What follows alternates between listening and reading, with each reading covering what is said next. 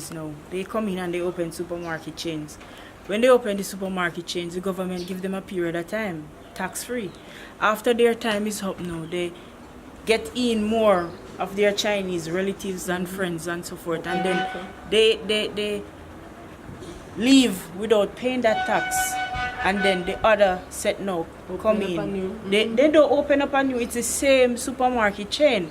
The only thing they do is just change it, but it's the same person own it. Who are these people? The Chinese mostly. They're the most subsidiary ones right now, because they are the ones that open up the chains. And don't even talk about the hotels. You see, like the Spanish hotels, for example, like Bahia, and they have Royalton and all the chain going down.